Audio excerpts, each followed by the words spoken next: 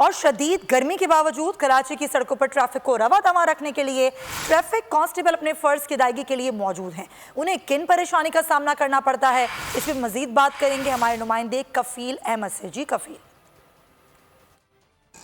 देखिए, कराची का मौसम जो है वो सितम ढाने को है और आज भी जो महकमा मौसमियात है उसका बताना ये है कि जो दर्जा हरारत है वो 42 डिग्री तक जो है वो रिकॉर्ड किया जा सकता है। ऐसे में जो अपनी फ़र्ज की अदायगी कर रहे हैं, ड्यूटी अंजाम दे रहे हैं, हमारे कांस्टेबल्स भी हैं। अगर आप देखिए उनको कि उस सूरत हाल की शदीद गर्मी है और गाड़ियों को तमाम जो है कि सीक्वेनाइज करना। मलिक इकबाल है, उनसे हम बात करेंगे। मलिक साहब, इस गर्मी के अंदर भी आप अपनी फ़र्ज की अदायगी कर रहे हैं, ड्यूटी अंजाम दे रहे हैं, क्या कहेंगे, कितनी गर्मी है? और महकमा मौसमियात कह रहे हैं कि गर्मी बहुत होगी।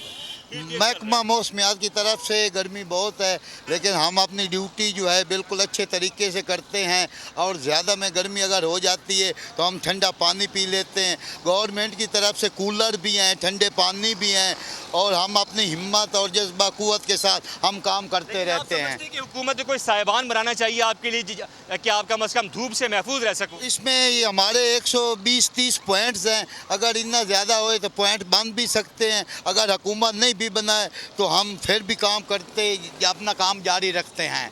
मुश्किलात होती हैं, लेकिन आवाम की सहूलत के लिए और उनको ट्रैफिक को जो है वो रमा रखने के लिए ये अपने फ़र्ज की अदायगी करते हैं, ड्यूटी अंजाम देते हैं। और इनका यही कहना है कि हुकूमत किसी हद तक जो है वो सहूलियत फराहम करती भी है, लेकिन उसे मज़ीद सहूलियत फराहम करनी चाहिए। जी।